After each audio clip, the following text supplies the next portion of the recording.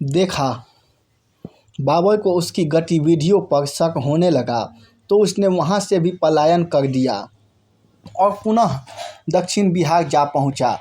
इस समय तक बहार खान लोहानी की मृत्यु हो गई थी और उसको बहार खान के पुत्र जलाल खान का शिक्षक एवं संरक्षक नियुक्त किया गया। जलाल खान नाबालिग था, इसलिए शासन की बागडोर शेर खान के हाथ में आ गई। कुछ समय पश्चात जलाल खान ने शेर खान से स्वतंत्र होने की कोशिश की और बंगाल का शासक नुसरत शाह की मदद प्राप्त की, लेकिन शेर खान ने उन दोनों को 1529 ईस्वी में हरा दिया और बंगाल का स्वतंत्र शासक बन गया। शेर खान बचपन से ही महत्वाकांक्षी था। वह भारत में अफगान शक्ति स्थापित करना चाहता था। अब उसने धीरे धीरे अपने उद्देश्य की ओर बढ़ना शुरू किया और 1530 ईस्वी में चुनारगढ़ के शासक ताज खान की विधवा लाड मलिक से विवाह करके चुनारगढ़ पर अधिकार कर लिया। हुमायूं ने 1532 ईस्वी में उससे युद्ध करने अपनी सेना भेजी, परंतु उसने चालाकी से युद्ध टाल दिया। शेर खान ने अवसर पाकर 1537 ईस्वी में बंगाल पर अधिकार कर लिया। इस पर हुमायूं शेर खान से अत्यधिक नाराज हुआ और उसने एक बार पुनः शेर खान को युद्ध के लिए ललकारा, लेकिन समय की नज़ाकत को देखते हुए उसने एक बार फिर युद्ध टाल दिया और हुमायूं को बंगाल पर अधिकार कर लेने दिया और स्वयं रोहतासगढ़ के दुर्ग में चला गया। उसने पुनः बिहार, जौनपुर और मुगल साम्राज्य के क्षेत्रों पर अधिकार कर लिया। अब उसका हुमायूं से युद्ध होना अवश्यंभावी था। अब तक उसने अपनी शक्ति काफ़ी बढ़ा ली थी। उसने हुमायूं को 1539 ईस्वी में चौसा के युद्ध में पराजित किया और फिर 1540 ईस्वी में कन्नौज में उसने हुमायूं को हराया और भारत का सम्राट बन गया। हिंदुस्तान का शहंशाह बनने के बाद उसने 1541 ईस्वी में कामरान से पंजाब छीना। अगले ही वर्ष उसने कादिर शाह को शिकस्त दी और मालवा पर अधिकार कर लिया। शेरशाह ने अनेक राजपूतों को तलवार के घाट उतारकर रायसीन पर कब्जा कर लिया। वर्ष 1543 ईस्वी में ही उसने मुल्तान और सिंध को सूर साम्राज्य का अंग बना लिया। 1544 ईस्वी में उसने मारवाड़ के शासक मालदेव राठौर को कूटनीति से पराजित किया। इसके बाद उसने चित्तौड़ और अजमेर भी आसानी से जीत लिए। उसने अंतिम विजय कालिंजर की। उसने कालिंजर पर विजय तो प्राप्त कर ली, परंतु एक हथगोला जो दुश्मनों द्वारा फेंका गया था, किले की दीवार से टकराकर उस स्थान पर गिर गया जहां बम एवं बारूद रखा हुआ था। एक भीषण धमाका हुआ और शेर शाह बुरी तरह जख्मी हो गया।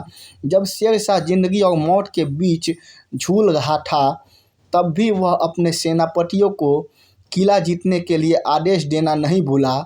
शाम तक उसे किला जीतने का समाचार तो प्राप्त हुआ, किंतु उसी रात मृत्यु ने उसे अपने आगोश में जकड़ लिया।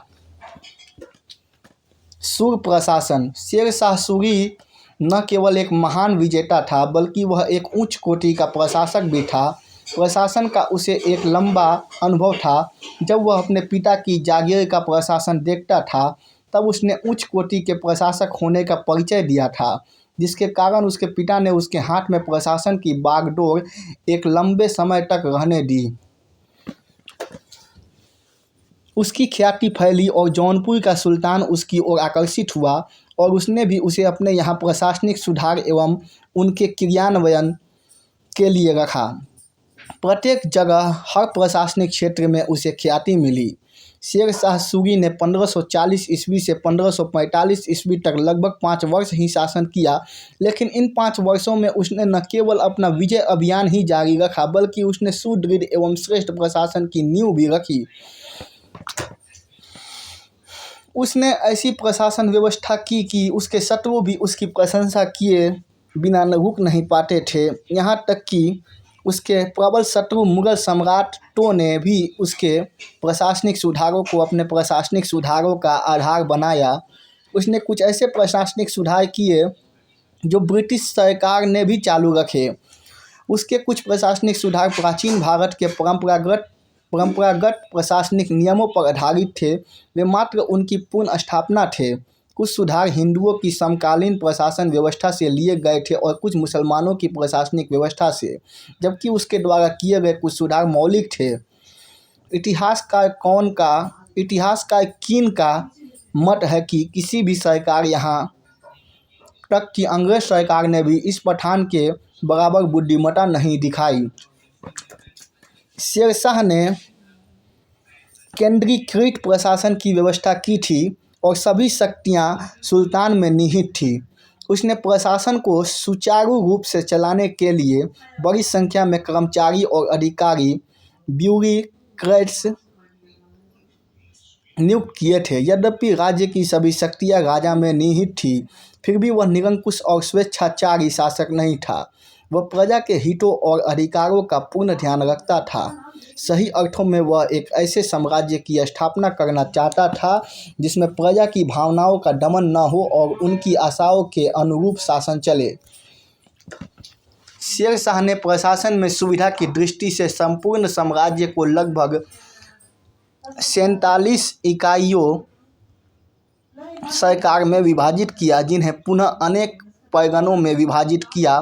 प्रत्येक पैगने में एक अमीन, एक सिकदार, एक खजांची, हिसाब किताब रखने के लिए एक हिंदू लेखक और एक फारसी लेखक होता था। प्रत्येक सरकार के मुख्य अधिकारी सिकदार ए सिकदारन और मुंसिफ ए मुंसिफान होते थे, जो पैगनों के अधिकारियों के कार्यों का निरीक्षण एवं मार्गदर्शन करते थे। प्रत्येक पैगना अनेक गांवों में बटा हुआ था। गांव के मुख्य अधिकारी मुकद्दम चौधरी और पटवारी होते थे। गांव के प्रशासन में पंचायतें महत्वपूर्ण भूमिका निभाती थी। शेरशाह सूरी के प्रांतीय एवं ग्रामीण प्रशासन की एक महत्वपूर्ण विशेषता यह थी कि वह अपने कर्मचारियों और अधिकारियों का प्रति 2 वर्ष बाद स्थानांतरण करता रहता था, ताकि अधिकारी किसी क्षेत्र में अपना प्रभाव स्थापित न कर पाए। चूँकि शेरशाह बहुत कम समय तक ही शासन कर सका, इसलिए वह इसे ज़्यादा समय तक लागू न कर सका। प्रशासन की प्रत्येक शाखा को शेरशाह सूरी का मार्ग निर्देशन प्राप्त था। अशोक और हर्ष की भांति ही उसने भी ऐसे कार्य किए जिन्हें महान कहा जा सकता है। शेरशाह ने मानवता को आधार मानकर राजस्व व्यवस्था में सुधार किए। शेरशाह द्वारा किए गए राजस्व सुधारों का भारतीय इतिहास में अत्यधिक महत्वपूर्ण स्थान है, क्योंकि उसने भविष्य की कृषि व्यवस्था के लिए एक आधार प्रस्तुत किया। उसने ध्यानपूर्वक भूमि का सर्वेक्षण करने के बाद भू राजस्व निश्चित किया, जो किसानों से सीधे बिना किसी माध्यम के वसूल किया जाता था। उसने भूमि कर उपज का 1/4 या 1/3 निश्चित किया, जो नगद या वस्तु दोनों में से किसी भी रूप में लिया जाता था, लेकिन नगद भुगतान को प्राथमिकता दी जाती थी। कर एकत्रित करने के लिए सरकार जमींदारों पर निर्भर नहीं रहती थी, बल्कि राज्य ने अपने अधिकारी और कर्मचारी नियुक्त कर रखे थे। अमीन, मुकद्दम, सिकदार, कानूनगो और पटवारी भू राजस्व एकत्रित करने वाले प्रमुख अधिकारी थे। पूर्ण भुगतान समय पर करना अनिवार्य था और इसके लिए शेरशाह ने बकायादारों को बाध्य करने के लिए व्यवस्था कर रखी थी। उसने भू राजस्व अधिकारियों को निर्देश दे रखा था कि वे भू राजस्व निर्धारित करते समय उदारता बरतें, लेकिन इसकी वसूली के समय किसी प्रकार की बाकी अगले पाठ में